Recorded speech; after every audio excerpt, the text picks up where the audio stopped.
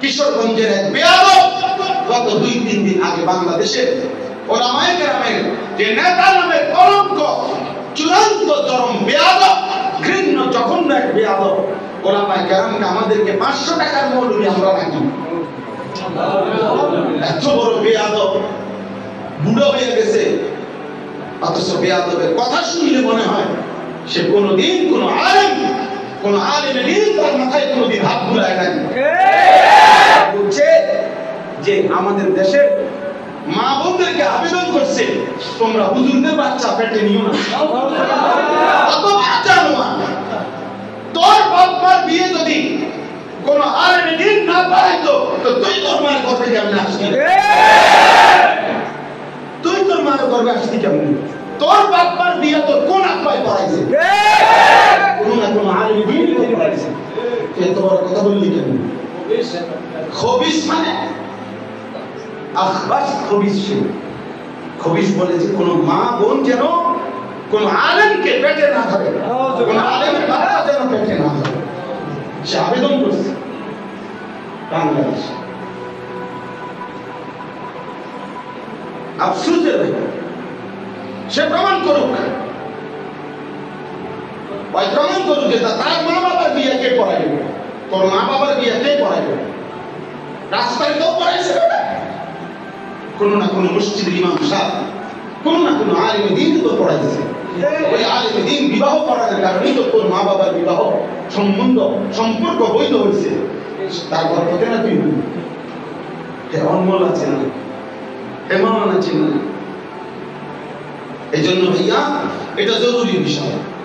আগামীর সময়ে ইনশাআল্লাহ ঈমান আর কুফরের মোকাবেলা হবে এবং শেষ পর্যন্ত মুমিন জিতবে ইনশাআল্লাহ, ইসলাম জিতবে, দ্বীন জিতবে ইনশাআল্লাহ। এই জন্য কিশোর নওজোয়ান বাবা সবাই মিলে আল্লাহর দিকে চলো, আল্লাহর দিকে নিজেরে বরবাদ করো না, চরিত্রহীনদের খপ্পরে পড়ো না ভাইয়া, বেঈমানের মতো নিজেরে সাজাইও না। হাসরের ময়দানে এই অবস্থায় মৃত্যু হইলে হাসরের ময়দানে কেমনে দাঁড়াইবা? পাঞ্জাবি করা, হ্যাঁ তুমি মরে গেছো এমনি আর উঠবা পাঞ্জাবি করা, হ্যাঁ তুমি মরে গেছো দাড়ি ছাড়া উঠবা একবার দাড়িওয়ালা, এই কথা তো তাইলে আপনি বুঝেন না? সারা রাত উলঙ্গ ছবি দেখে শরীর না পাক করে যদি তুই বেটা রাতটা যদি ভোর না হয়, কোন অদৃশ্য বোমার আঘাতে যদি তুই উড়ে যাস, তো আসলে মধ্যে কেমন দাঁড়াই না তাহাজ্জুদের সিজদা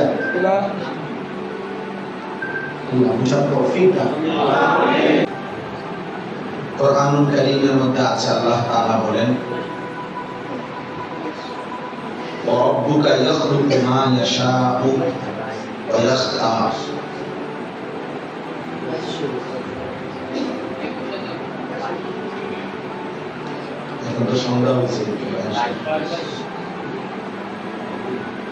আল্লাহ তাআলা বলেন যে ওয়ারাব্বুকা ইয়াখলুকু মা ইয়াশাউ ওয়া ইয়াখতার।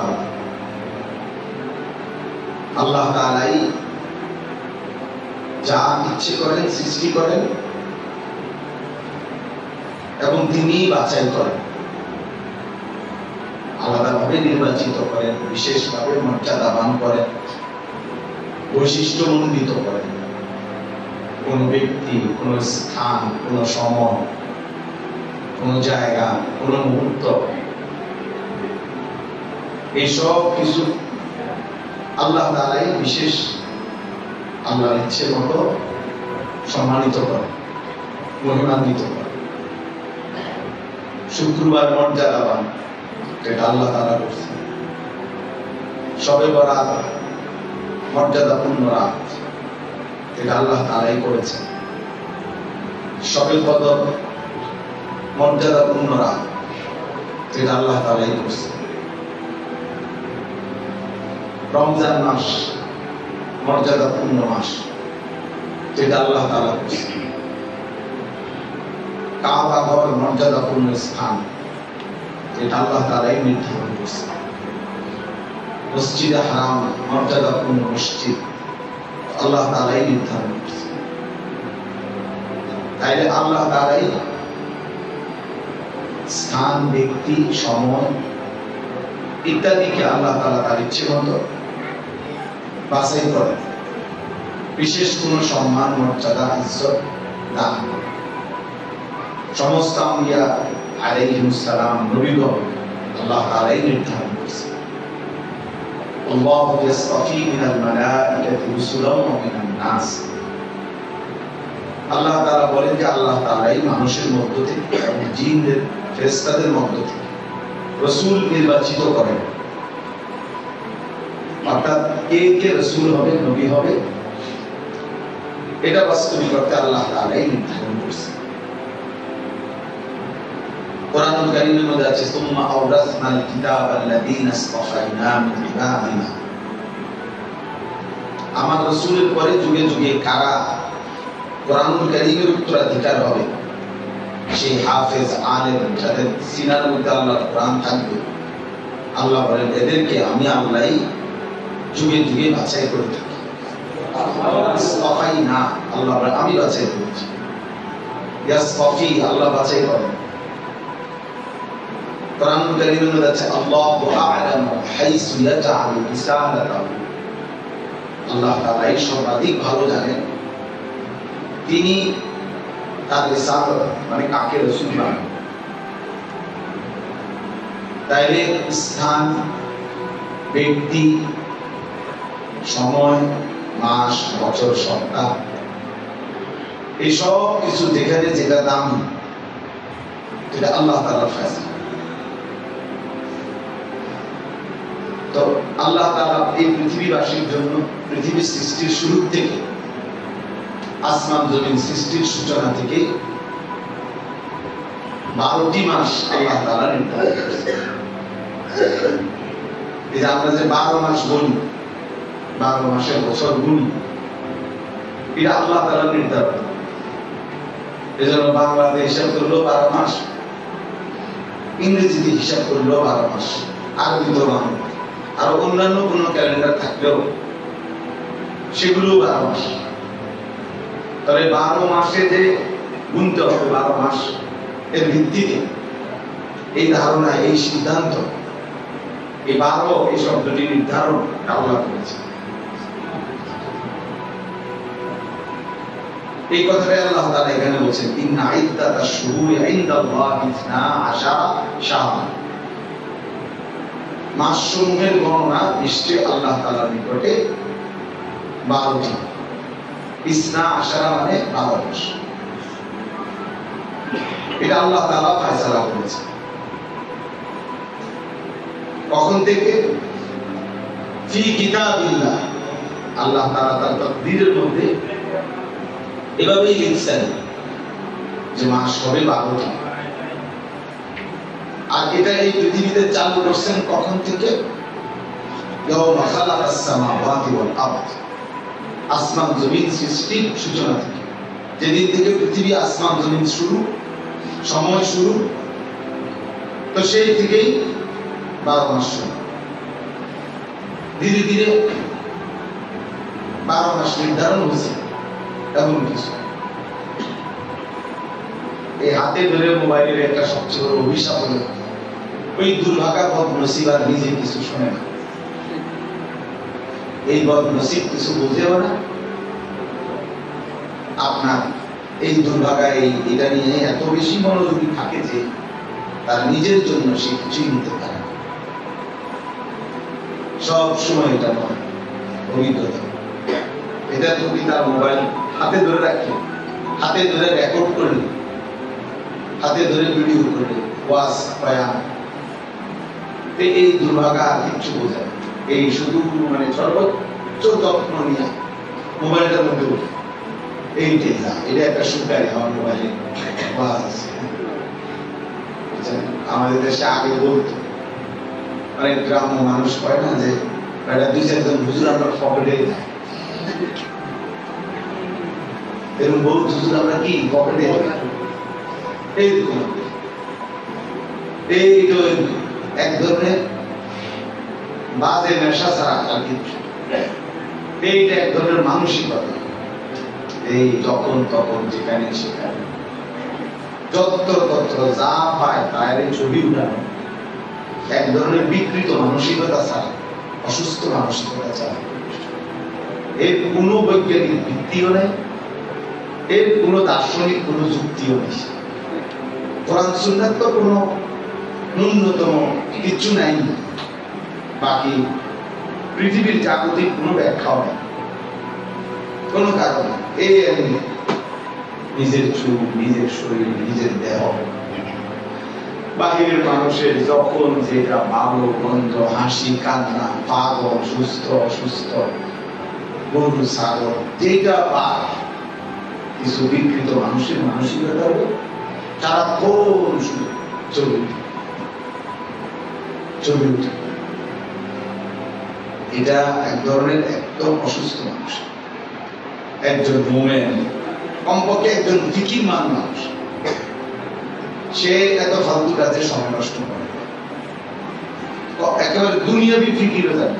অর্থাৎ যাদের এতটুকু চিন্তা আছে যে আমার দুনিয়া আরো সাজানো দরকার, আরো টাকা, আরো সম্পদ, আরো প্রাচুর্য, আরো বাড়ি, আরো বড় ব্যাংক, আরো ব্যালেন্স, আরো বিল, আরো ফ্যাক্টরি করা দরকার, মানে দুনিয়াবি সমৃদ্ধিও যারা চায় তারাও এত বেশি ব্যবহার করে নাই।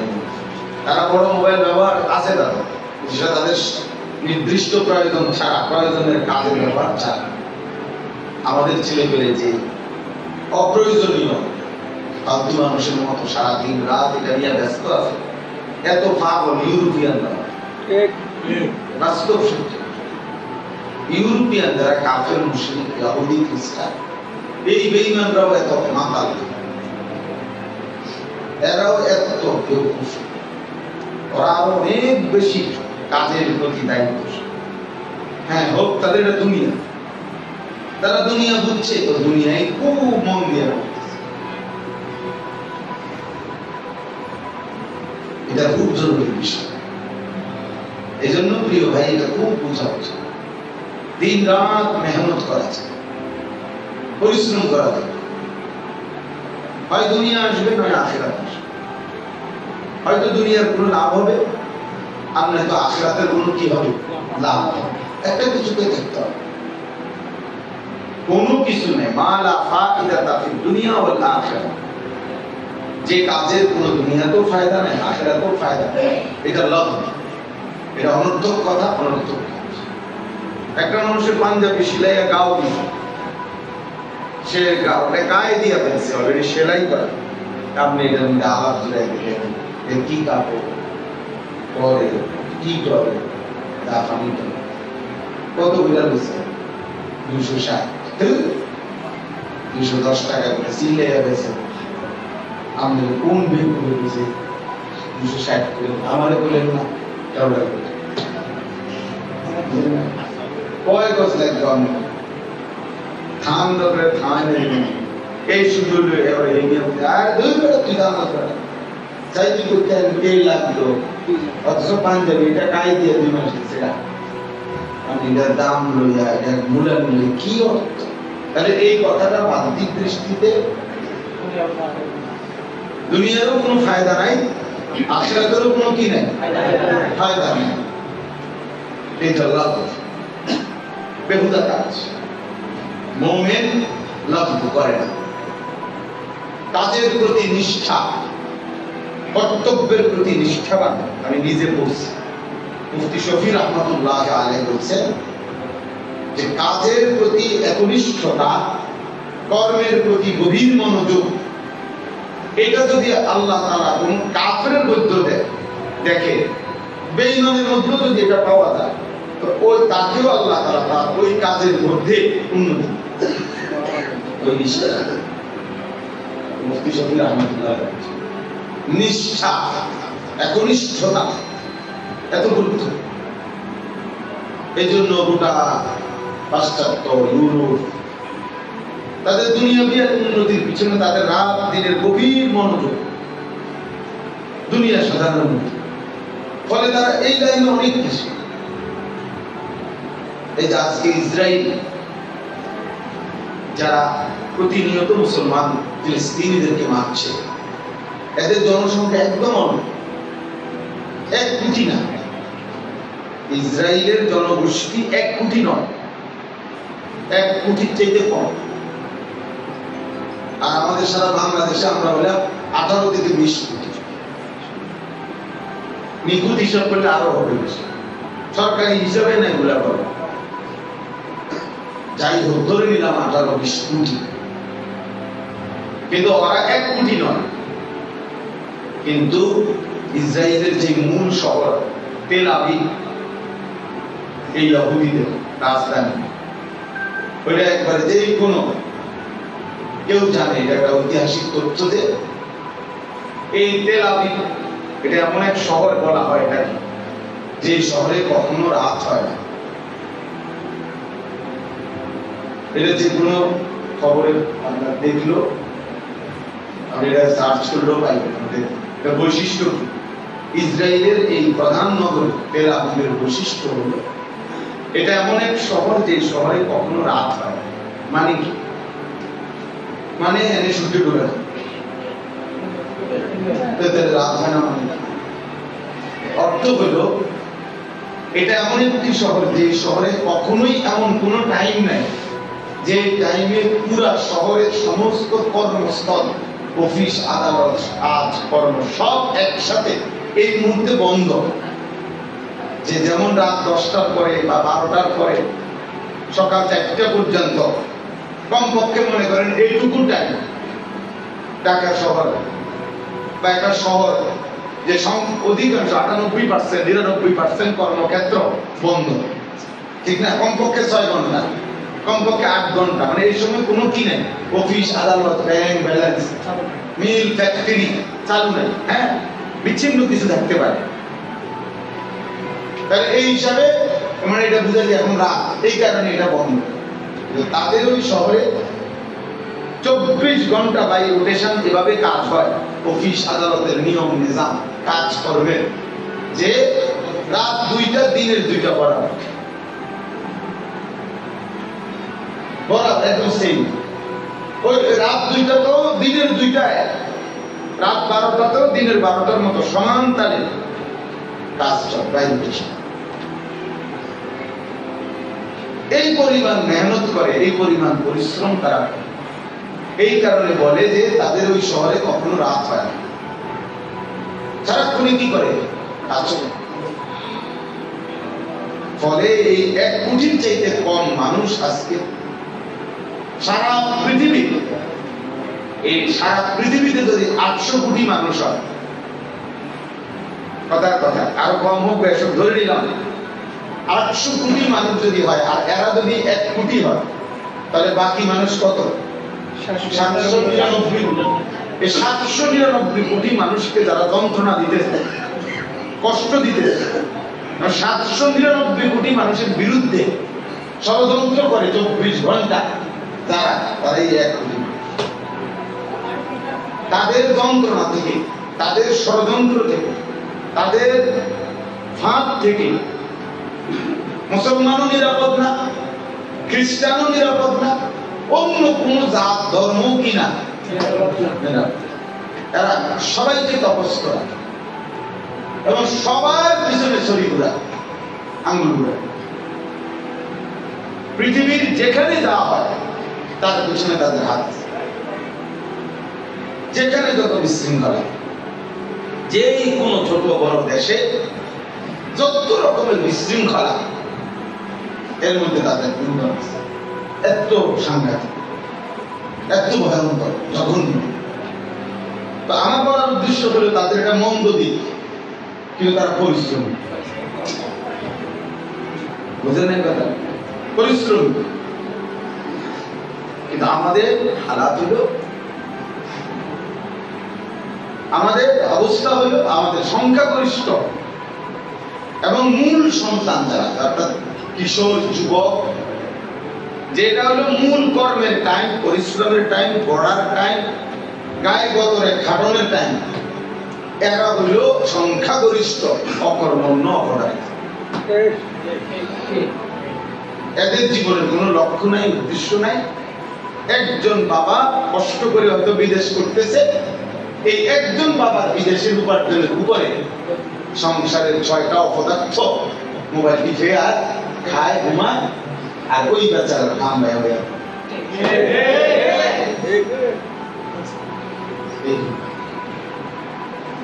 যার ফলে আফসোস ছাড়া মানে আমাদের যথেষ্ট পরিমাণ জনশক্তি আছে, আমাদের কিশোর আছে, আমাদের যুবক আছে, মেধা আছে, বুদ্ধি আছে, শরীরের সক্ষমতা আছে, সব আছে, কিন্তু আমরা পিছিয়ে পড়ি কেন?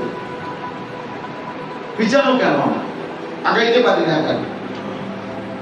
কারণ আমাদের কর্মের উদ্দীপনা কম, মেহনতের জজবা কম, পরিশ্রমের মানসিকতা কম, অলসতা, অবহেলা, অকর্মণ্যতা, গাফলত, খামখেয়ালি, শাহওয়াত, লজ্জাস্থানের শাহওয়াতের সামনে, যৌন শাহওয়াতের সামনে আমাদের সারাক্ষণ ব্যস্ততা। আমাদের মূল অংশ যে আমার কাছে একটা কিতাব আছে, লিশাবাবি ফাকাত, শুধুই যুবকদের জন্য।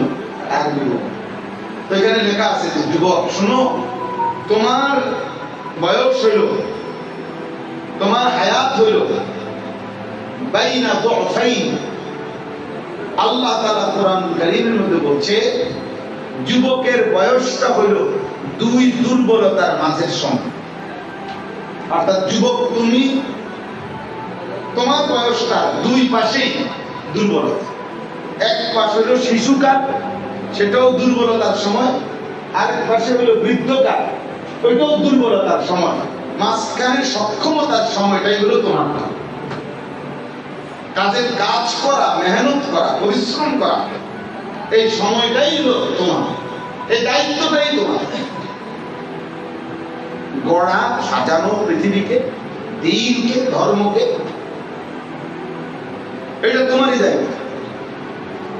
কোরআন কারীমের মধ্যে আছে আল্লাহুল্লাযী খালাকাকুম মিন দুফিন, সূরা রূমের মধ্যে আছে আল্লাহ তোমাদেরকে সৃষ্টি করেছেন দুর্বলতা, মানে দুর্বল অবস্থা। দুফ এই প্রথম মানে শিশুকাল। সুম্মা জাআলা মিন বা'দি দুফিন কুওয়াতান, অতঃপর আল্লাহ তাআলা তোমাদের সেই দুর্বলতার উপরে দিয়েছেন কুওয়াতান, শক্তি। ভাই আমার একটা অনুরোধ হলো, ছাত্র নিলে একবারে নেন, একটু পর পর একজন একজন করে উঠাই নেন। আপনার ছাত্র সাথে ছোট বড় ভালো লাগছে না,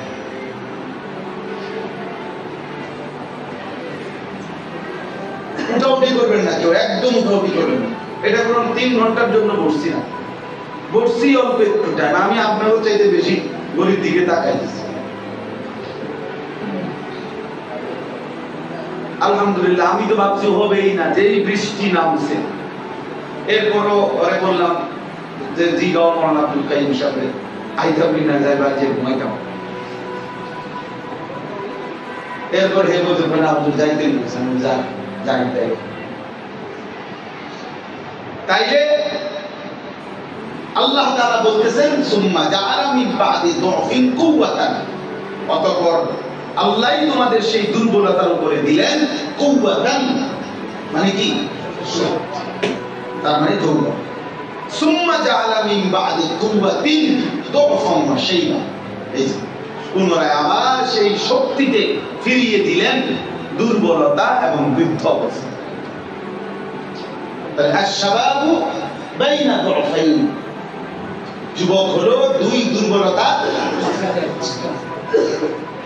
এদিকেও তার দুর্বলতা, এদিকেও তার কি যৌবন কালটাই কাল। এবার তুমি যদি পিছন দিকে ফিরো তাইলেও দুর্বলতা, যদি সামনে আগাও তাইলেও কি আসতেছে দুর্বলতা। তাহলে কাজ করার এখনই সময়, মেহনত করার এখনই সময়, দেশ গড়া, জাতি গড়া, সমাজ গড়া এখনই সময়, এখনই সময়, নিজের আখিরাত গড়া এখনই সময়।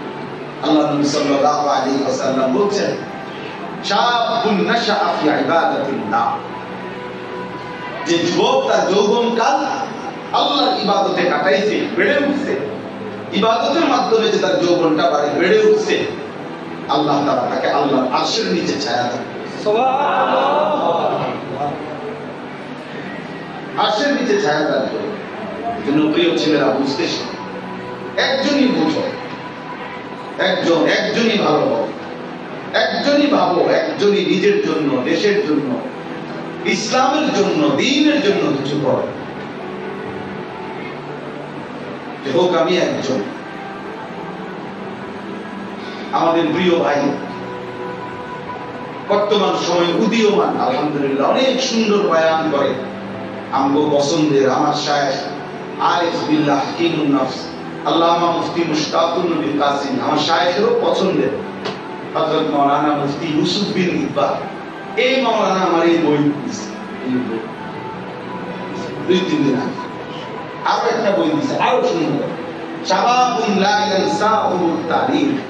আর ওই যুবকরা 1450 বছর ইসলামের ইতিহাসে ওই যুবকগণ ইতিহাস তাদেরকে কখনোই ভুলে নাই। কি বল, শাবাবুন লা ইয়ানসাহুমুত তারিখ। সেই যুবকগণ মানে সাহাবীদের থেকে নিয়ে ধারাবাহিকভাবে অনেক নওজোয়ান, ওনাদের জীবনী যাদেরকে ইতিহাস কখনোই কি করে নাই, অর্থাৎ তারা তাদের যৌবনকালে এমন অমর কীর্তি, এমন অমর হিম্মতের বিষয় পৃথিবীতে উপস্থাপন করেছেন যে পৃথিবীবাসী যুগ যুগ ধরে, হাজার বছর ধরে তাদেরকে মনে রাখছে, স্মরণ করে। আল্লাহ তাআলা আমাদের এই প্রিয় মাওলানাকেও উত্তম বদলা দান করেন। তো আমি বলতেছিলাম যে আমার কথার প্রসঙ্গ ছিল ওই মোবাইলের এটা দেখা বিরক্ত লাগছে, দেখে বলছি পাগড়ি মাথা দুই না ছাত্র মাশাআল্লাহ দাঁড়ায় মোবাইলে তেমন ভাবে চাইতেছে, বাড়াইতেছে কমাইতেছে, খুব মনোযোগ। আমার মনে হয় না পড়া এত মনোযোগ দিয়ে। এটা পাইয়া দেশে কি খুশি হয়েছে, যিনি তার হাতে এটা দিয়েছেন উনি তার সবচেয়ে বড় এহসান করছে। এবং কে দিছে আমি তাও দিচ্ছি, অনেক বড় কল্যাণ করছে ছাত্রীরা, তাকে সবার সামনে বুঝাইছে যে তুমি কি সুন্দর মোবাইল উঠাইতে পারো। আল্লাহ দুইজনকেই বুঝলাম। তো আমি আপনাদের কাছে এটা বলতে চাই, আল্লাহ তাআলা বলছেন রব্বুকা ইয়াখলুকু মা ইয়াশাউ ওয়া ইয়াখতার। এটার আলোকে বলতেছিলাম যে আল্লাহ তাআলা এই আয়াতের মধ্যে বলছেন, যে আয়াত আমি পড়ছি, ইন্না ইদ্দাতাশ শুহুরি ইনদাল্লাহি 12 শাহরা, নিশ্চয়ই আল্লাহর নিকট মাসসমূহের গণনা 12। কত? 12। তাহলে 12 মাস পৃথিবীতে, যে 12 মাসে বছর হবে, 12 মাসের হিসাব চলবে, এটা কে নির্ধারণ করে? সময় আল্লাহ ঠিক করে দিয়েছে। সময় আল্লাহ, সময় কার? আল্লাহ। জন্য বাবা এটা বুঝো, এই এক কথা জীবনের জন্য যথেষ্ট, যে আমার হায়াত, আমার জীবন মানে আমার সময়, আমার সময় মানে আমার জীবন, জীবন মানেই সময়, সময় মানেই জীবন। জীবনের কদর করা মানে সময়ের কদর করা, সময়ের কদর করা মানে হায়াতের, জীবনের কদর। যেমন আমরা দুনিয়াতে দেখি অবয়স্ক মানুষ অসুস্থ হয়ে যায়, দুর্বল হয়ে যায়, তো তখন ওই মানুষটাই বলে দোয়া করো আমার আর সময় নেই, আমার আর কি নেই, সময় মানে হায়াত। এই তো বুঝাইতে চায় আমার আর সময় নাই মানে কি, আমার আর বেশি দিন বাঁচতাম। একেবারে মারাত্মক অ্যাক্সিডেন্ট অথবা মারাত্মক কোন অসুস্থ ব্যক্তি এটা বলে দোয়া করো আমার আর কি নাই, সময় নেই, আমি আর বেশিক্ষণ বাঁচবো, আমার আর হায়াত নেই। তাহলে জীবন মানে সময়, সময় মানে এই জীবন। এই জন্য হায়াতের কদর করা, সময়ের কদর করা, সময়কে পূজা, সময়ের কদর উপলব্ধি করা অনেক বড় নিয়ামত, অনেক বড় নিয়ামত, অনেক বড় নিয়ামত। ইমাম শাফি রাহমাতুল্লাহ আলাইহি বলেন, আমি সারা জিন্দেগি বুজুর্গদের কাছ থেকে যা অর্জন করছি, সেই অর্জনের মধ্যে শ্রেষ্ঠ যে কথা আমি শিখছি, একজন বড় ইমাম মুজতাহিদ তিনি বলছেন, আমি আমার সারা জিন্দেগি ইলম শিখতে গিয়ে আল্লাহ ওয়ালাদের কাছ থেকে যা শিখছি, তার মধ্যে সবচেয়ে বড় যে কথাটা শিখছি সেটা হলো আল ওয়াক্তু সাইফুন, সময় হলো তরবারির মতো, ইনলাম তাকতাহু কাতাআকা, তুমি যদি সময়কে না কাটো সময় তোমাকে কেটে ফেলবে। অর্থ হইল তুমি যদি তোমার সময়কে না ভাগ করো কাজের জন্য, নিজের জিন্দেগির জন্য, তাহলে সময় তোমারে কাটতে কাটতে পার হয়ে যাবে। আমাকে হিসাব করতে হবে, আমি 20 মিনিটে খানা খাইতে হবে। আমার টার্গেট আমি 3 ঘন্টা বিশ্রাম করবো, ঠিক 3 ঘন্টার ব্যবধান আমার উঠতে হবে। এর জন্য আমার মোবাইলে যত রকমের অ্যালার্ম দিতে হয় আমার দিতে হবে। আমার ফজরের নামাজের দাম আমার 4:45, তাহলে কাজে 4:30 আমার কি করতে হবে? উঠতে হবে। এটা আমার হিসাব করতে হবে। কাজে আমার ঘুম সাফ হোক বা না সাফ হোক, টাইম কম থাকুক বা না থাকুক, আমার উঠতে হবে। আমি কালকে রাত্রে 3টায় ঘুমাইছি বরাবর, তো আমি আবার ফজরের নামাজের জামাত ধরছি 45-এর জামাত, তাইলে ঠিক আমাদের হিসাব। আমার আপনার 3টা অ্যালার্ম বাজে, আমি যে বেশি দেরিতে ঘুমাই, আমার এই ছোট মোবাইল এইটাতে অ্যালার্ম বাজে, আমার বিবির মোবাইলটার মধ্যে অ্যালার্ম বাজে, আবার একটা গড়িওয়ালা খুব আওয়াজ, ভয়ঙ্কর আওয়াজ, ওইটাতে অ্যালার্ম বাজে। সব বিবা যায় এরপর উঠি, কারণ যখন ঘুমাই তখন আর থাকে 1 ঘন্টা বাদে, কখনো 50 মিনিট সময় ঘুমাই, আবার এতক্ষণ বইও দেখতে পারি না। মানে এই 1 ঘন্টাতে বসে থাকুন শরীরের পক্ষে সারা রাত সারাদিন মেহনত করে গিয়া আর খুলাইতে পারি, তাই কিন্তু আমাকে তো উঠতেই হবে, এটা আমার জিম্মাদারি। তাইলে ইমাম শাফি রাহমাতুল্লাহ আলাইহি বলেন, তুমি যদি সময়কে না কাটো, মানে ভাগ না করো তোমার জিন্দেগির জন্য, তাই সে তোমাকে কাটতে কাটতে তোমার উপর দিয়ে কি হয়ে যাবে। এটা সহজ প্রমাণ হলো, সবচেয়ে সুন্দর উদাহরণ হলো ওই দেওয়াল ঘড়ি। রাত্রেবেলা অন্ধকারে লাইট নিভে ফেললে, একাকী হলে, চারিদিকের আওয়াজ বন্ধ হয়ে গেলে কেউ খেয়াল করে দেখবেন দেওয়াল ঘড়ি তখন এই সেকেন্ডের কাটাটা আওয়াজ শোনা যায়। আমি প্রায় মনোযোগ দিয়ে শুনি, আমার বাসা ভালো লাগে, আমার একটা ভাবি যে আমার সময় আমার কাটতে কাটতে কি করতেছে, এই সেকেন্ড ঘুরছে, মানে আমার হায়াত, আমার ঘন্টা চলে যাচ্ছে, আমার মিনিট চলে যাচ্ছে, আমার মিনিট চলে যাচ্ছে। আমি যখন বাসার থেকে আজকে বের হয়েছি তখন বাজে 12:30, এখন বাজে কি 8টা, 7:50। তাই এই সময় আমার উপরে কি আমার হায়াতকে কি কমাই দিন। এই জন্য আল্লাহ তাআলা বলেন, আসমান জমিন সৃষ্টির সূচনা থেকে আমি আমার তাকদীরের ফয়সালা অনুপাতে 12টি মাস নির্ধারণ করেছি। মিনহা আরবাআতুন হুরুম, আর এই 12টি মাসের মধ্যে আমি আল্লাহ তাআলা 4টি মাসকে সম্মানিত করেছি। কয়টা মাস? যালিকা দ্বীনুল কাইয়্যিম। আল্লাহ বলে এটা আমার অকাট্য বিধান, মানে মাস হবে 12টা, আর এই 4টা মাস থাকবে সম্মানিত। এটা কখনোই নড়চড় হবে না, নড়চড় হবে না। 11 মাসও হবে না, 13 মাসও হবে না, 13 মাসও হবে না। একবার আপনার আমাদের এই বাংলাদেশে 1 ঘন্টা কমাই দিয়েছিল, মনে আছে না? আহা মুসিবত কাহাকে বলে, 1 ঘন্টা কমাই দিয়েছিল। তখন এই যন্ত্রণায় আমরা তখন এমন বিপদ ছিল যে আপনার তখন বলতে হইতো প্রত্যেক কাজে আগের 9টা না অনেক 9টা, আগের 10টা নাকি এখনকার 10টা, আগের 11টা নাকি অনকার 11টা, এইটা বলতে হইতো। এত বিরক্ত লাগতো তখন। তো আল্লাহ তাআলা বলেন যালিকা দ্বীনুল কাইয়্যিম, এটা আমার অকাট্য বিধান যে এটা নড়চড় হবে না। এইবার আল্লাহ তাআলা বলেন, এই যে কথাটা আমার বলার উদ্দেশ্য, ফালা তাযলিমু ফীহিন্না আনফুসাকুম, এই কথাটা বলার জন্য এটা বলছি। আল্লাহ তাআলা বলেন, অতএব হে আমার বান্দাগণ, সম্মানিত ওই 4টি মাসে তোমরা গুনাহের মাধ্যমে, আমার আমল বর্জনের মাধ্যমে এবং গুনাহ করার মাধ্যমে নিজের উপরে জুলুম করো না, নিজেকে বরবাদ করো না। ফালা তাযলিমু ফীহিন্না আনফুসাকুম, ওই মাসগুলোতে তোমরা নিজের উপরে কি করো না, জুলুম করো। মানে জুলুম কিভাবে করবে? 2 ভাবে। এক হলো কর্তব্য করণীয় গুলো ছেড়ে দেওয়ার মাধ্যমে, 2 নিষেধগুলো করার মাধ্যমে। নিষেধগুলো যা আমার, তা যদি করো এটাও যেমন নিজের উপরে জুলুম করলা, আমার আদেশগুলো যা করো নাই তো এটাও নিজের উপরে কি করলা,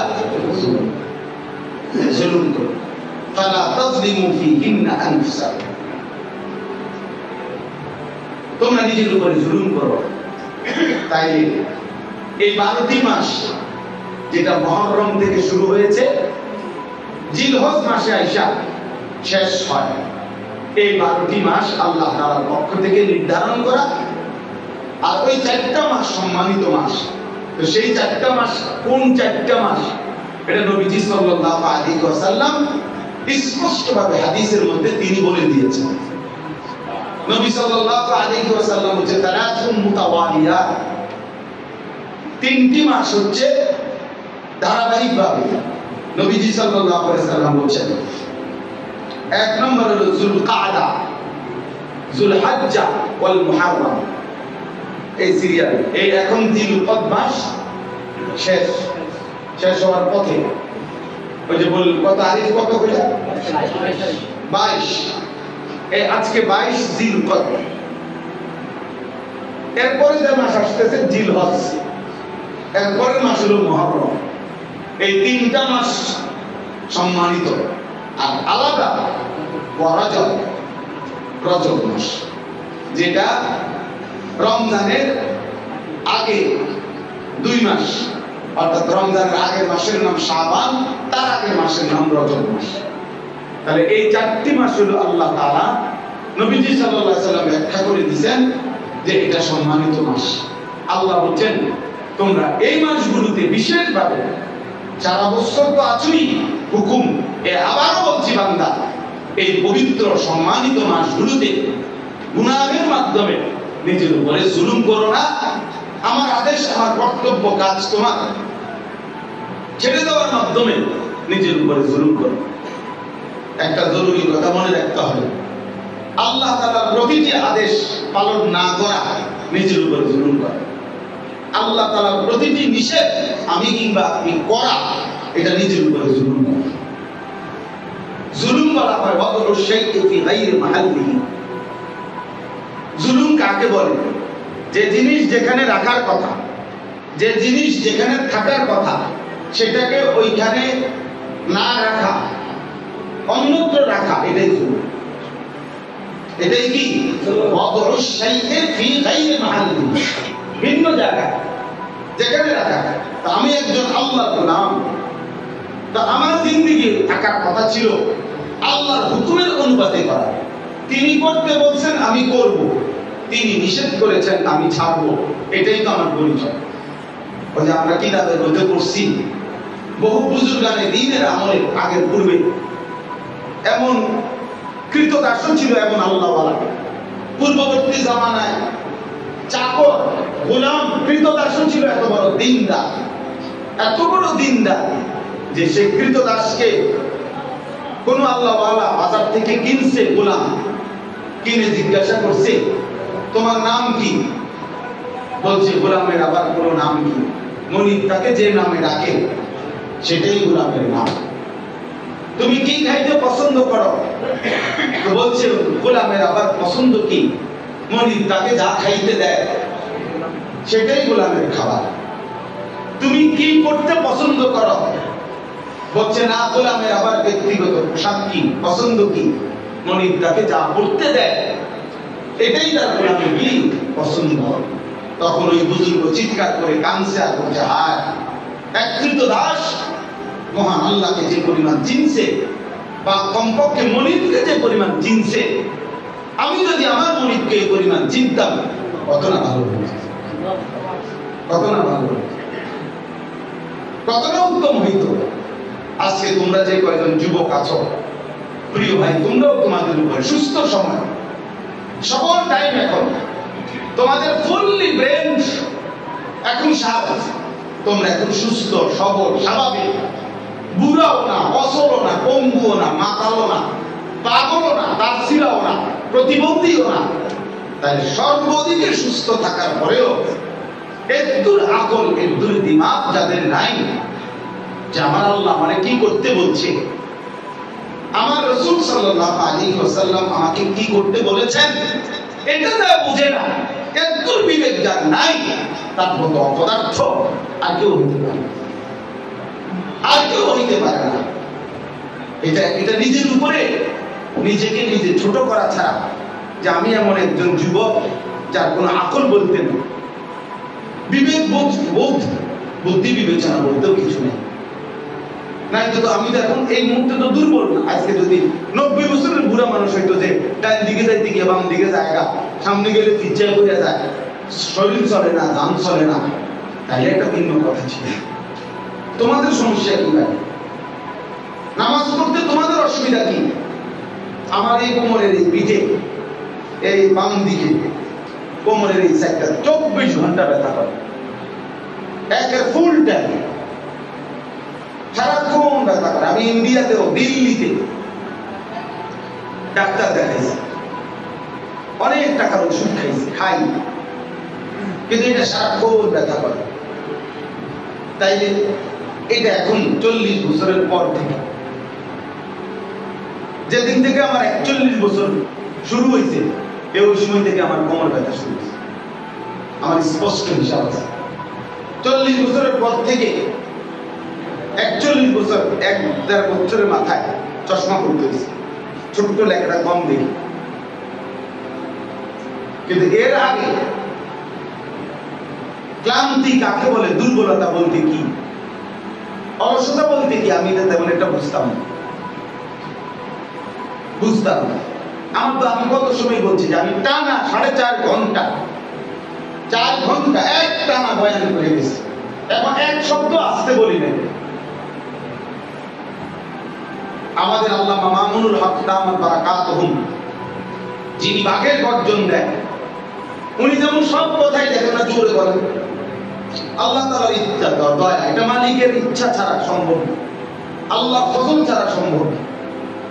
তাহলে একটা সময় আমরা এটা ভাবছি, এরকম 4 ঘন্টা 2.5 ঘন্টা পায়ে হাইটা মাহফিলে আসছি, 2.5 ঘন্টা পায়ে হাইটা ফিরে গেছি, 4 ঘন্টা 3.5 ঘন্টা 3 ঘন্টা ওয়াজ করছি। আস্তা এরকম 1 লিটারওয়ালা 7 আপ কোকের বোতল, এগুলো আগে ঠান্ডা ফ্রিজ থেকে নামাই খাইয়ে ফেলতাম পুরান। তা ক্লান্তি কাকে বলে এটা বুঝতাম না তখন, কিন্তু এখন সারাক্ষণই ক্লান্তি লাগে, কষ্ট হয়, জিরাইতে হয়। তাহলে এখন বয়সের হারাম, কিন্তু নওজোয়ানের সমস্যাটা কি? নওজোয়ানের সমস্যাটা কি? এই জন্য হযরত যায়েদ ইবনে সাবিত রাদিয়াল্লাহু তাআলা আনহু, বিখ্যাত সাহাবী, মাত্র 16 বছর বয়সে হযরত আবু বকর সিদ্দিক রাদিয়াল্লাহু তাআলা আনহু উনাকে বলছিলেন যে কোরআনুল কারীম পুরো 30 পারা, রাসূলুল্লাহ সাল্লাল্লাহু আলাইহি ওয়াসাল্লামের লক্ষের চাইতে বেশি সাহাবী নবীজির ইন্তেকালের পরে যার কাছে যেটুকু লেখা আছে, কারো কাছে তখন কোরআন শরীফ একসাথে 30 পারা একসাথে একজনের কাছে লেখা ছিল না, টুকরা টুকরা ছিল, কারো কাছে 10 আয়াত, 1 সূরা, 2 সূরা, এরকম বিচ্ছিন্ন বিচ্ছিন্ন ছিল।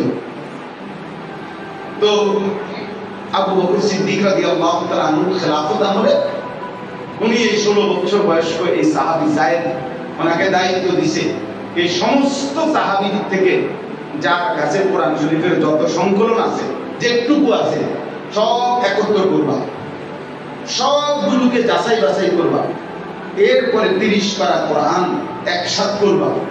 এই পুরা প্রকল্পটা, পুরা কাজটার প্রধান জিম্মাদার তোমারে বানাইতে চাই, তুমি পারবা না। তখন হযরত যায়েদ ইবনে সাবিত রাদিয়াল্লাহু তাআলা আনহু বলেন, আমিরুল মুমিনিন, আমি চাইলে এই পাহাড়টা কাইটা আরেকখানে স্তূপ দিতে পারবো। সুবহানাল্লাহ। আমি এই পাহাড়িটা কাইটা আরেকখানে স্তূপ দিলাম। কি ভাবছে? নওজোয়ান পারবে না তো কে পারবে? যুবক করবে না তো করবেটা কে? অর্থাৎ তিনি হীনমন্যতা বোধ করেননি, হিম্মত করছে, আল্লাহ তাআলা সাহায্য করছে, আল্লাহ তাআলা সাহায্য করছে। এই জন্য আল্লাহ তাআলা বলেন, ফালা তাযলিমু ফীহিন্না আনফুসাকুম, আমার বান্দা এই পবিত্র সম্মানিত মাসে নিজের উপরে জুলুম করো না, নিজের বরবাদ করো না। কোরআনুল কারীমের মধ্যে বহুত আয়াত আছে ভাইয়া। আল্লাহ তাআলা এই কথা বান্দার কাছে আমাদের কাছে চেয়েছেন যে প্রতিটা গুনাহ বান্দা জুলুম, তুমি তোমার উপরে জুলুম করো না, তুমি নিজের ধ্বংস করে দিও না নিজের হাতে। কোরআনুল কারীমে আল্লাহ তাআলা বলেন ওয়ালা তুলকু বিআইদিকুম ইলা তাহলুকা, তোমরা নিজের হাতে নিজেকে ধ্বংসের দিকে ঠেলে দিও।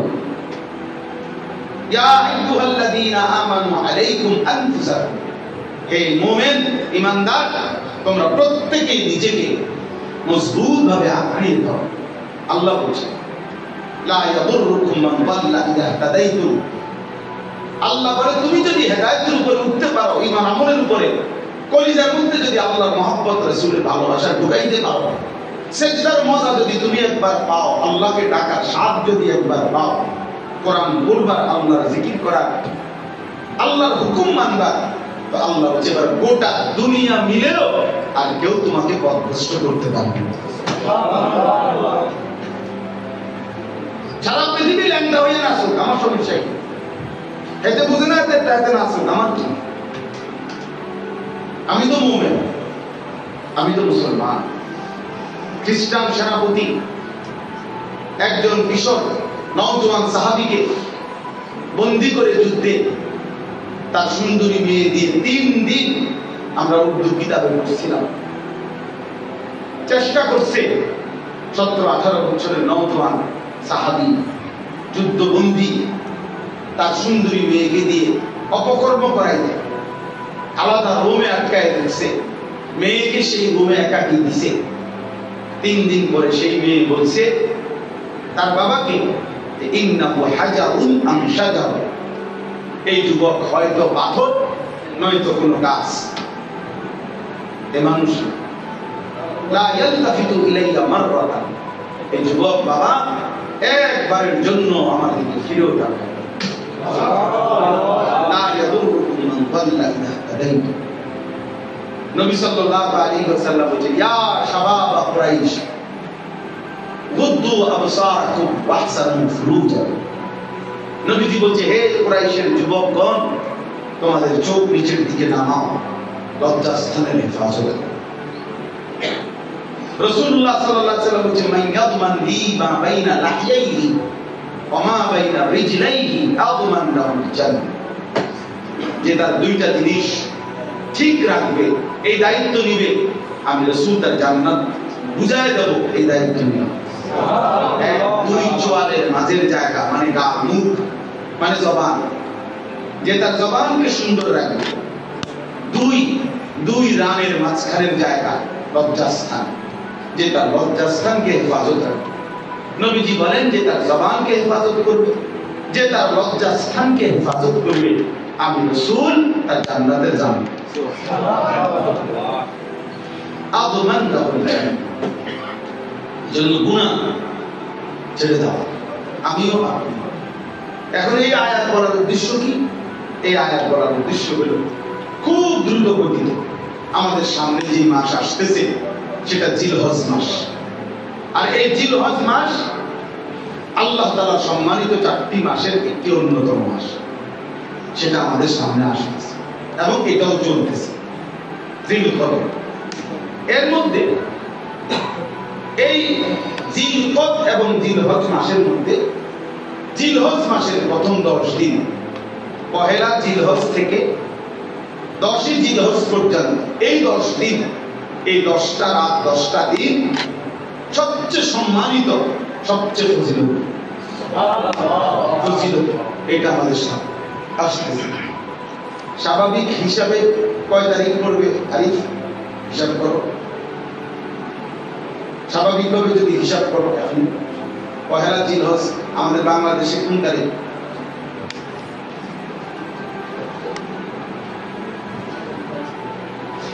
জি 28 এপ্রিল অথবা 29 এপ্রিল, সরি মে, 28 বা 29 মে পহেলা জিলহজ হবে। জিলহজের চাঁদ উঠলে এই 10টা রাত 10 দিন আল্লাহ নবী সাল্লাল্লাহু আলাইহি সাল্লাম বলেন, আমি এটাই করছি এখানে।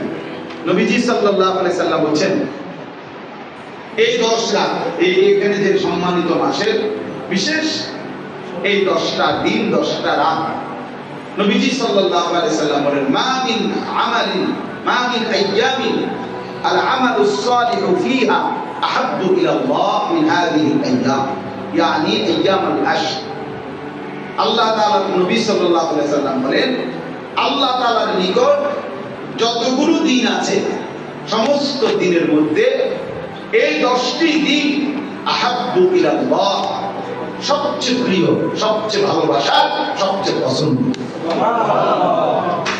কি পছন্দের আল আমালুস সালিহু ফিহা এই 10 রাতের আমল এই 10 রাতের 10 দিনের আমল কোন বান্দা যদি কোন মুমিন যদি এই জিলহজের এই 10 দিন জিলহজের এই 10 দিন বিশেষভাবে আমল করে আমলের মধ্যে কাটায় আল্লাহর গুনাহ নাফরমানি আল্লাহর অবাধ্যতা থেকে নিজেকে হেফাজত করে আর আল্লাহ তাআলার হুকুম আর আদেশের মধ্যে নিজেকে ব্যস্ত রাখে আহাব্বু ইলাল্লাহ এটা আল্লাহ তাআলার কাছে সবচেয়ে প্রিয়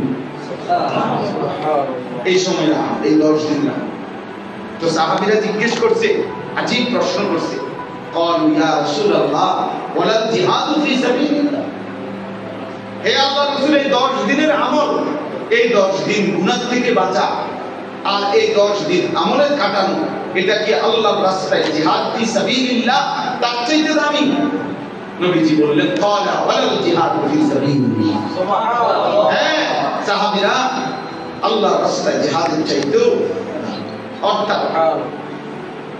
অর্থাৎ এই 10 দিন আল্লাহর রাস্তায় জিহাদের চাইতেও দামি তবে একটা ব্যাখ্যা দিয়েছে নবীজি ইল্লা রাজুলুন খারাজা বিনাফসিহি ওয়া মালিহি ফালাম ইয়ারজি মিন যালিকা বিশাইইন তবে আগে থেকেই যে মুজাহিদ নিজের জান এবং মাল নিয়ে পুরোপুরি আল্লাহর রাস্তায় যুদ্ধে বের হয়ে গেছে এখনো যুদ্ধের ময়দানেই আছে সেই যুদ্ধের ময়দান থেকে আর ফিরেই নাই যে পুরো ওয়াকফ করে দিয়েছে নিজেকে আল্লাহর রাস্তায় জিহাদের জন্য তিনি এই 10 রাত্রি 10 দিনের ইবাদতকারী চাইতেও দামি সুবহানাল্লাহ স্বাভাবিক জিহাদ স্বাভাবিকভাবে নতুন করে এই সময়ের জিহাদ ফি সাবিলিল্লাহ চাইতেও এই 10 রাত্রি 10 দিনের ধারাবাহিক আমল এবং গুনাহ থেকে মুক্ত থাকা আল্লাহর কাছে অধিক সুবহানাল্লাহ তাই কি বুঝা গেল সেরকম একটি গুরুত্বপূর্ণ সময় আমাদের সামনে আসতেছে এই জন্য আমরা যারা এখানে বসছি সবার মধ্যে এই নিয়ে মানসিকতা থাকা উচিত এই 10 রাত্রি এই 10 দিনের মধ্যেই ইসলামের অত্যন্ত গুরুত্বপূর্ণ দুইটা ইবাদত পালন করা একটা হলো হজ আর একটা হলো কুরবানি 10ই জিলহজ কুরবানি আদায় হয় আর একেবারে 9ই জিলহজ ইয়াউমে আরাফার মাধ্যমে শ্রেষ্ঠতম ইবাদত হজ কি হয় আদায় তাইলে হজ এবং কুরবানির মতো শ্রেষ্ঠ ফজিলতপূর্ণ গুরুত্বপূর্ণ ইসলামের মৌলিক ইবাদতে অনুষ্ঠিত হয় এই 10 রাতের মধ্যে আবার সাথে সাথে ধারাবাহিকভাবে এই 10 দিন 10 রাতের আমল আল্লাহর কাছে অধিক প্রিয় এজন্য আমরা যদি একটু খেয়াল করি এই যে কয়েকজন ইসলামী মজলিস আমি মনে করাই দিলাম যাদের সুযোগ হয় যারাই চেষ্টা করা উচিত কিশোর হোক যুবক হোক বয়স্ক হোক আলেম গায়রা আলেম হোক আমাদের সবাই এই সামনের এই 10 দিন জিলহজের 10 দিনকে আলাদাভাবে ইবাদত আমলের দ্বারা রঙিন করা গুনাহ থেকে শতভাগ ফিরে থাকার সর্বাত্মক চেষ্টা করেন আল্লাহ তৌফিক দান করেন আমিন কোরআনুল কারীমের মধ্যে একটা সূরা আছে 30 নম্বর পারা কোরআনুল কারীমের 89 নম্বর সূরা ওই সূরার মধ্যে আল্লাহ তাআলা দুইটা জিনিসের কসম করেছেন ওয়াল ফাজরি ওয়া লায়ালিন আশর আল্লাহ বলেন আমি আল্লাহ কসম করলাম ফজরের ওয়াক্তে কোন ওয়াক্তে আর 2 নাম্বার ওয়া লায়ালিন আশরি আল্লাহ তাআলা বলেন আমি 10 রাত্রি কসম করলাম হযরত আব্দুল্লাহ ইবনে আব্বাস সহ বিশিষ্ট মুফাসসিরিনে কেরামের অভিমত হলো এই যে আল্লাহ 10 রাত্রির কসম করছেন কোরআনে এর দ্বারা এই জিলহজ্জের এই 10 রাত্রিকে বোঝানো হয়েছে তাহলে জিলহজের এই 10 রাত্রি আল্লাহর কাছে প্রিয়, এইজন্য আল্লাহ তাআলা এই 10 রাত্রি কসম করেছেন। এইজন্য এটা আমাদের সামনে। এখানে আমার কাছে যে কিতাবটা আছে জিলহজ ও কুরবানি, এই বইটার নাম ফাজাইল ও মাসাইল, ছোট বই। আমাদের বর্তমান জাতীয় মসজিদ বাইতুল মুকাররমের যিনি সম্মানিত খতিব, সারা পৃথিবী বিখ্যাত আলেম দ্বীন হযরত মাওলানা আব্দুল মালিক সাহেব দামাত বারাকাতুহুল আলিয়া, ওনার যে মাদ্রাসা, বাংলাদেশের শ্রেষ্ঠ দ্বীনি মাদ্রাসা মারকাজুদ দাওয়া আল ইসলামিয়া, ওই মাদ্রাসার সাবেক নায়েবে মুফতি, অনেক বড় বুজুর্গ মুহাক্কিক আলেম হযরত মাওলানা মুফতি মোহাম্মদ ইয়াহিয়া, উনি লিখছেন এই বই। আমার সবচেয়ে পছন্দের বই এটা। মানে এটার মধ্যে উনি এই 10 দিন 10 রাত আমরা কি কি আমল করব সংক্ষিপ্ত এবং ব্যাখ্যা সহ সব লিখছেন। আমি শুধু সংক্ষেপে কি কি আমল আমাদের উচিত করা এটা এখানে উল্লেখ করতেছি। 1 নাম্বার হলো বিশেষভাবে কুরবানি দাতা এবং অন্যদেরও এই 10 দিন নিজের নখ চুল না কাটা। এটা একটা আমল, এটা একটা ফজিলতপূর্ণ আমল। অর্থাৎ জিলকদ মাসের শেষে জিলহজের চাঁদ উঠবার আগেই নখ এবং চুল কেটে ফেলা, আর এই 10 দিন কোরবানি হওয়ার আগ পর্যন্ত নখ চুল, বিশেষভাবে যাদের কোরবানি করে মানে যাদের উপরে কোরবানি ওয়াজিব তাদের জন্য বেশি জরুরি। আর যারা এমনি তো কোরবানি হয় না, এমনকি বাচ্চা, তারাও এই 10 দিন নখ এবং চুল না কাটা, এটা রাসূলুল্লাহ সাল্লাল্লাহু আলাইহি সাল্লাম এবং সাহাবায়ে কেরামের আমল ছিল না কাটা। অতএব এটা একটা আমল যে এই 10 দিন নখ চুল কাটবে না। কথা বুঝছেন? হ্যাঁ, এটা একটা আছে। হযরত আব্দুল ইবনে ওমর রাদিয়াল্লাহু তাআলা আনহুমা, বিখ্যাত সাহাবী, উনি দেখছিলেন এক মহিলা তার বাচ্চার চুল কাটতেছে এই 10 দিনের ভিতরে। তো উনি পরিষ্কার বলছে, হে মা, যদি তুমি এটাকে কোরবানির দিন পর্যন্ত বিলম্বিত করতে কত না ভালো হতো, কত না ভালো হতো। অর্থাৎ সাহাবায়ে কেরাম বাচ্চাদের বিষয়ে এই খেয়াল রাখছেন। বাচ্চাদেরকেও দিন শেখানো উচিত। সাহাবায়ে কেরাম, হাদিসে আছে, সাহাবায়ে কেরাম মহিলা সাহাবীরা নিজেদের বাচ্চাদেরকেও অনুপযুক্ত বয়সে রোজা রাখাইবার চেষ্টা করতেন। বলছে যে আমরা কাপড় দিয়া পেঁচাইয়া বাচ্চাদেরকে ছোট বিভিন্ন খেলনা বানায় দিতাম, আর যেন ঘুম পাড়ায় দিতাম অথবা খেলনা ব্যস্ত করে দিতাম, আর এরই ফাঁকে সন্ধ্যা হয়ে যেত, তো তখন আমরা তাদেরকে ইফতার করাই। মুসলমানের এক জামানা ছিল, মুসলমানের নারী মূল ফিকির ছিল সন্তানের আখলাক, সন্তানের ঈমান, সন্তানের আমল। দুর্ভাগা নারী এখন মূল ফিকির হলো অনেকাংশের সাজগোজ, গহনা, অলংকার, প্রসাধনী, মোবাইল, আর বাহিরে ঘোরা, আর ভ্রমণ, আর বিনোদন। যার কারণে অল্প বয়স্ক ছেলেও আজকে নিয়ন্ত্রণ হারা। অসংখ্য ছেলে মেয়েদের চেহারার দিকে তাকাইলে বোঝা যায় মা বাবা, পরিবার, আদর্শ, পারিবারিক কোন সম্পর্ক তার কারোর সাথে নাই। সে নিজের মতো করেই বড় হইতেছে, তার ইচ্ছা মতো তার চুল, তার ইচ্ছা মতো তার জামা, তার ইচ্ছা মতো তার যাওয়া পোশাক, তার হাসি, তার চলাফেরা, তার খানা খাদ্য, আহা, নিজের মতো করে। মুসলমানের ছেলে মাত্র 16 বছর বয়স, চেহারা দেখলে বোঝা যায় না যে তার কোনো পাপ আছে কিনা। না, বোঝাই যায় না। পাপ থাকলে তো তোর চুল এমন হইতো না, তোর বাপের চুল তেমন না বেটা, তোর বংশের কারো চুল তেমন না বেটা, তুই কার থেকে শুরু করলি এটা? এমন যদি হইতো যেটা আমার আব্বার থেকে শুরু হয়েছে, তাহলে ধর্মের তো কিছু নাই, আল্লাহর সাথে তো সম্পর্কও নাই, রাসূলের সাথে সম্পর্ক নাই, বাপ দাদার সাথেও কি নাই, কিচ্ছুর সাথে কোনো কিচ্ছু নাই, যে নাই, কিচ্ছু নাই, কিচ্ছু। আগে তো কাফের বেঈমানরা কইতো মিয়া যে আমরা বাপ দাদার থেকে মা আলফাইনা আলাইহি আবাআনা, আমরা আমাদের বাপ দাদার থেকে পাইছি এটা। আর এখনকার অপদার্থ তার বাপ মার লোক তার কোনো মিল নেই। আহা, হাইওয়ান মনে করছে জন্তু জানোয়ারের মতোই চেহারা। আর ইহুদি, খ্রিস্টান, মুশরিক, মুরতাদ, বেঈমান, ওদের মতো বেটা সাজগোজকে তোরা পছন্দ করলি বেটা, বেওকুফ আহম্মক ছাড়া কিচ্ছু না। বদনসিব বেটা, বদনসিব বেটা। আত্মসম্মান যদি থাকতো, আত্মমর্যাদা সম্পন্ন ব্যক্তি আগে ভাবে আমি কার মতো শাস্তি, আমি কেন আমার মতো হবো, আমার চুল এমন হবে কেন, পিছনে যুক্তি থাকতে হবে, আমার এই পাঞ্জাবি এমন কেন, আমার উস্তাদ আমি ছোটবেলায় যার কাছে প্রথম পড়ছি আজকে সারা বাংলাদেশের যিনি হেফাজতে ইসলাম বাংলাদেশের যিনি মহাসচিব আল্লামা শায়েখ সাজিদুর রহমান, সারা বাংলাদেশের মুরব্বী। আমি ছোটবেলায় ব্রাহ্মণবাড়িয়া দারুল আরকাম মাদ্রাসায় পড়ছি ছোট্টবেলায়। তা আমি হুজুরে দেখছি জুব্বা পরে এই টাকনুর উপর পর্যন্ত। আজকে সেই থেকে 1992 সালে 93 সালে আমি দারুল আরকাম প্রথম ভর্তি হয়েছি। সেই সময় মাদ্রাসা শুরু হয়েছে আম করে দিয়া, সেই সময় এই জুব্বা পড়া অভ্যস্ত হয়েছি। আজ 44 বছর বয়সেও একই রকম পাঞ্জাবি।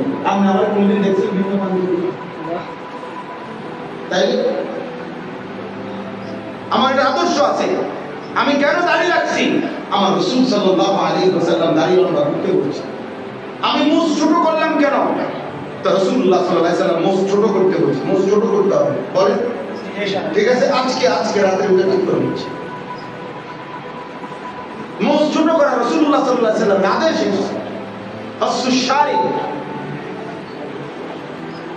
এটা আদর্শ থাকে ভাইয়া। আমার এই টুপি আমি খালকানগর হযরত বাংলাদেশের শ্রেষ্ঠ বুজুর্গ আরিফ বিল্লাহ হযরত মাওলানা শাহ আব্দুল মতিন বিন হুসাইন দামাত বারাকাতুহু, আমি হযরতের সোহবতে 2008 সালে ঘনিষ্ঠভাবে এক মাস রমজান পুরা ছিলাম। তখন আমি হযরতের এই টুপি হযরত মাথায় দেন। ওই সময় আমি এই টুপিতে আগে গোল টুপি পরতাম, এরপর হযরত থেকে এটা পছন্দ হয়েছে তো এই টুপি পরি। তাহলে চলার একটা আদর্শ আছে, চলার পথের একটা আদর্শ আছে ভাইয়া। আমার জীবনের একটা হিসাব মিলাই আমি তোমায় বললাম, তুমি বলো তোমারটা, তুমি বলো মিয়া তোমার ধর্মের সাথে তোমার সম্পর্ক কি, আল্লাহর সাথে সম্পর্ক কোথায়, রাসূলুল্লাহ সাল্লাল্লাহু আলাইহি ওয়াসাল্লামের সাথে সম্পর্ক কোথায়, মা বাবার সাথে বংশের সাথে সম্পর্ক কোথায়? এভাবে বুঝি মানুষ নিজের চেহারা সুরতে চলনে বলনে এভাবে প্রত্যাখ্যান করে। বেঈমান আমাদেরকে জীবনে কোনোদিন মূল্যায়ন করে নাই। আমরা কেন বেঈমানের মতো সাজব? ইসরায়েলের এই কুত্তারা আমাদেরকে কোনোদিন সম্মান দেয় নাই। তোরা কেন বড় কুত্তার মতো সাজবি বেঈমান? ইসরায়েলের বেঈমান ইহুদি তাদের চুলের কাটিং বেটা, এটা বড় খবর নেই বেটা, খবর নেই বেটা। কোন রেসলিং খেলোয়াড়, কোন ফুটবল খেলোয়াড়, কোন ক্রিকেট খেলোয়াড় চরিত্রের হেফাজত নাই। বাচ্চা হয় আগে বিয়ে করে পরে। আর মেসি এতে আগে বাচ্চা হয়েছে দুইটা, এরপরে বেটির বিয়ে হয়েছে, খবর পাবে না। তার 2 মেয়ে হয়েছে, একবারে 2 মেয়ে লইয়া মায়ের মা ওই বেটির বিয়ে করছে বলে ও মা আগে বাচ্চা হয়েছে এরপরে বিয়ে করছে। মডেল, সেই স্টার, হ্যাঁ স্টার, চরিত্রহীন আমার স্টার কিভাবে হয়? এত বড় নম্বর। আমি মেসি ভক্ত, আস্তাগফিরুল্লাহ। তোর ইমানের সমস্যা বেটা, তোর কলিজায় ঈমান নাই বেটা। মুসলমানের ঘরে জন্ম নিয়ে তুই বেঈমানের ভক্ত হবি কেন? কাফেরের ভক্ত হবি কেন? আল্লাহ আমাদেরকে বুঝতে হবে, প্রিয় ভাইরা, বুঝতে হবে। আজকে সময়ের ব্যবধানে, সময়ের প্রয়োজনে আগামীর সময়টা ঈমান আর কুফরের যুদ্ধের সময়। শুনো ভাইরা, সবাই মনে রাখে, আগামীর সময় শুধু মুখের কথায় না, আগামীর সময় অস্ত্রের ঝঞ্ঝানি আর বাড়বে। বেঈমানও আস্বাদন বাড়াইছে, আলহামদুলিল্লাহ ঈমানদারের হিম্মতও বাড়ছে। হ্যাঁ, 3 সেকেন্ড লাগে নাই, 30 সেকেন্ড লাগে নাই, 3 ঘন্টা লাগে নাই, ভারতের বেঈমানদের যুদ্ধ বিমান সোয়া গেছে। ঈমানদার প্রমাণ করে দিয়েছে যে এক চোখ আগাইলে 10 চোখ রান্নায় সোয়া যাবে। এজন্য এটা জরুরি। অন্যদিকে মুসলমানদের আলেম ওলামাদের ইসলাম ধর্মের দিকে, ওলামায়ে কেরামের দিকে মানুষের আগ্রহ বাড়ছে। এজন্য আমাদের বাংলাদেশেও এই ঘাটতি বেড়ে যাচ্ছিল। যে সমস্ত মুনাফিক, যে সমস্ত ওলামা বিদ্বেষী জালেম বেয়াদব, ওরা পর্যন্ত শেষ পর্যন্ত নিজেকে লুকাইয়া রাখতে পারে নাই। কিশোরগঞ্জের এক বেয়াদব গত 2-3 দিন আগে বাংলাদেশের ওলামায়ে কেরামের যে নেতা নামের কলঙ্ক, চূড়ান্ত চরম বেয়াদব, ঘৃণ্য জঘন্য এক বেয়াদব, ওলামায়ে কেরামকে আমাদেরকে 500 টাকার মৌলবি আমরা নাকি। এত বড় বেয়াদব, বুড়ো হয়ে গেছে, অথচ বেয়াদবের কথা শুনলে মনে হয় সে কোনদিন কোন আলেমের দিন তার মাথায় কোনদিন হাত বুলায় নাই। বলছে যে আমাদের দেশের মা বোনদেরকে আবেদন করছে, তোমরা হুজুরদের বাচ্চা পেটে নিও না। তোর বাপ মার বিয়ে যদি কোন আলেমের দিন না পারাইতো তো তুই তোর মায়ের গর্ভে কেমনে আসতি? তুই তোর মায়ের গর্ভে আসতি কেমনে? তোর বাপ মার বিয়ে তোর কোন আব্বাই পড়াইছে? কোন না কোন আলেমের দিন তো পড়াইছে। এত বড় কথা বললি কেন? খবিস মানে আখবাস খবিস। খবিস বলেছে কোন মা বোন যেন কোন আলেমকে পেটে না ধরে, কোন আলেমের বাচ্চা যেন পেটে না ধরে। সে আবেদন করছে বাংলাদেশ। আফসোসের ব্যাপার, সে প্রমাণ করুক, প্রমাণ করুক যে তার মা বাবার বিয়ে কে পড়াইবে। তোর মা বাবার বিয়ে কে পড়াইবে? রাস্তায় তো পড়াইছে কোন না কোন মসজিদের ইমাম সাহেব, কোন না কোন আলেমে দ্বীন তো পড়াইছে। ওই আলেমে দ্বীন বিবাহ করার কারণেই তো তোর মা বাবার বিবাহ সম্পর্ক বৈধ হয়েছে। তারপর তোকে না তুই অনমল আছে না, এমন আছে না। এই জন্য ভাইয়া এটা জরুরি বিষয়। আগামীর সময়ে ইনশাআল্লাহ ঈমান আর কুফরের মোকাবেলা হবে এবং শেষ পর্যন্ত মুমিন জিতবে ইনশাআল্লাহ। ইসলাম জিতবে, দ্বীন জিতবে ইনশাআল্লাহ। এই জন্য কিশোর নওজোয়ান বাবা সবাই মিলে আল্লাহর দিকে চলো, আল্লাহর দিকে। নিজেরে বরবাদ করো না, চরিত্রহীনদের খপ্পরে পড়ো না ভাইয়া, বেঈমানের মতো নিজেকে সাজাইও না। হাসরের ময়দানে এই অবস্থায় মৃত্যু হইলে হাসরের ময়দানে কেমনে দাঁড়াইবা? পাঞ্জাবি করা, হ্যাঁ তুমি মরে গেছো এমনি আর উঠবা পাঞ্জাবি করা, হ্যাঁ তুমি মরে গেছো দাড়ি ছাড়া, উঠবে একবার দাড়িওয়ালা, এই কথা তো তাইলে আপনি বুঝেন না? সারা রাত উলঙ্গ ছবি দেখে শরীর না পাক করে যদি তুই বেটা আঘাতটা যদি ভোর না হয়, কোন অদৃশ্য বোমার আঘাতে যদি তুই উড়ে যাস, তা আসলে ময়দানে কেমনে দাঁড়াইবা? তাহাজ্জুদের সেজদা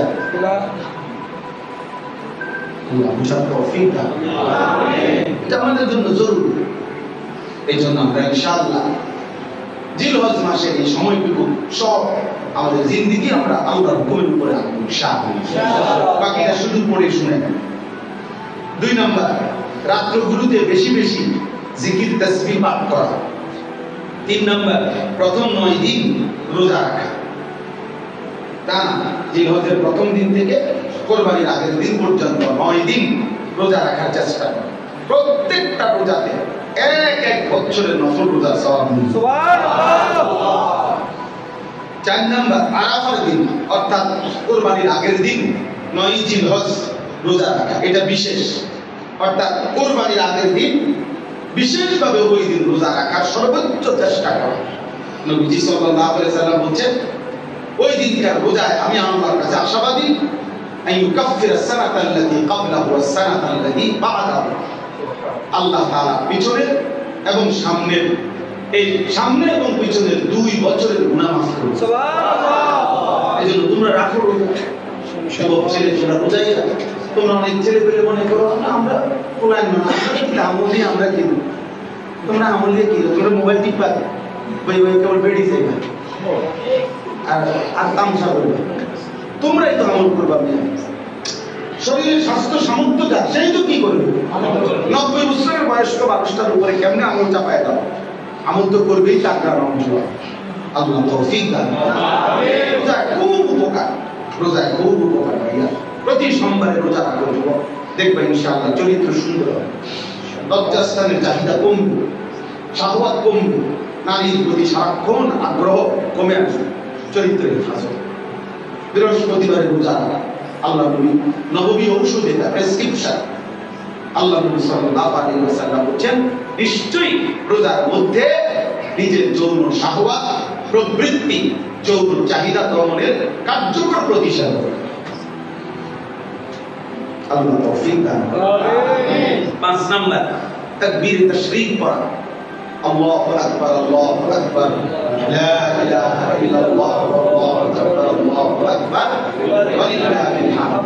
9 জিলহজ মানে কুরবানির আগের দিন ফজর থেকে 13 জিলহজ কি পর্যন্ত? আসর পর্যন্ত। ঈদুল আজহার নামাজ পড়া কুরবানির দিন। 7 নাম্বার কুরবানি করা। 8 নাম্বার ঈদের দিন ও আইয়ামে তাশরীক মানে ঈদের পরের 3 দিন, এই 4 দিনে রোজা না রাখা। মানে ঈদের দিন, কুরবানির ঈদের দিন আর কোন দিন? পরের 3 দিন, এই 4 দিন কি না রাখা। আল্লাহ নবী সাল্লাল্লাহু আলাইহি ওয়াসাল্লাম বলেছেন, আইয়ামুত তাশরীক আইয়ামু আকলিন ওয়া শুরবিন ওয়া যিকরিল্লাহ। নবীজি বলেন, এই আইয়ামুত তাশরীক মূলত ওই 3 দিনকে বলে 11, 12, 13। এই 3 দিন হলো খাদ্য, পানীয় এবং আল্লাহর জিকির, আল্লাহর বন্দেগীর সময়, অর্থাৎ রোজার সময়। তাহলে আল্লাহ তাআলা বান্দাকে যেমন রোজা রাখতে বলছেন, রোজা না রাখতে বলছেন। তাহলে আল্লাহ তাআলার হুকুমের, কুদরতের এটা একটা বৈশিষ্ট্য, আল্লাহর আদেশের, যে কখনো করতেও বলছেন, কখনো ছাড়তেও বলছেন। কাজে এতটুকুই কথা। আজকের এই ইসলাহি মজলিসে আমরা 2টা কথা বললাম। 1 নম্বর কথা হলো, প্রিয় ভাই কিশোর নওজোয়ান, দমক দিলেও মনে রেখো, দমক মাকসাদ না, তোমার মনে করানো মাকসাদ। তুমি কোনোভাবে তোমরা এই যে কয়জন ছিল, তোমরা এই চুল স্বাভাবিক করো, ভালো হবে। আমি বলবো ইনশাআল্লাহ চুলের ফ্যাশন, পুরুষের সৌন্দর্য, এটা পৃথিবীর কোথাও নেই। তুমি খবর, পুরুষ চুল নিয়ে ব্যস্ত থাকবে, এটা শখের। বিশ্বাস করো, আমার কথা মনে থাকবে, মনে রাখো, এটা তার ভিতরে মূলত মেয়েলি স্বভাব বেশি। এই জন্য কাপুরুষ চুল নিয়ে বেশি ব্যস্ত থাকা, এটা বেডিং দেখাচ্ছে। বুঝেন না কথা? এটা মূলত কি স্বভাব? মেয়েলি স্বভাব। কারণ মহিলার সৌন্দর্য হলো চুলে, নারীর চুলের আলাদা কি আছে? শোভা। নারীর চুলের একটা সৌন্দর্যের ব্যাপার। এই জন্য নারীর চুলের যত তেল বাজারে, বেডিংয়ের চুলের তেল নাই তো। এটা নিয়ে কোনো মাথা ব্যথার বিষয় না। পুরুষ চুল নিয়ে ব্যস্ত থাকবে, এটা যেন এক ধরনের হাফ লেডিস।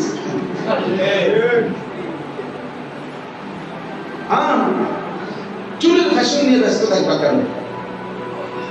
তুমি তো এটা নিয়ে ব্যস্ত থাকার কথা না। তুমি পৃথিবী করবা, তুমি দেশ করবা, তুমি জাতি করবা, তুমি ইসলামের জন্য জামি কোরবানি করবা ইনশাআল্লাহ। আল্লাহ তাআলা আমাদেরকে তৌফিক দেন। আজকের ইসলামী মজলিস আল্লাহ তাআলা কবুল করে নেন। আমাদের এই মাদ্রাসা ইসলামী মজলিসের ধারাবাহিকতা আল্লাহ যেন বজায় রাখবার তৌফিক দান করে। সবসময় আমরা মাওলানা আব্দুল কাইয়ুম ভাইকে মহব্বত করি, মাঝে মধ্যে আসারও চেষ্টা করি। আল্লাহ তাআলা ভাইও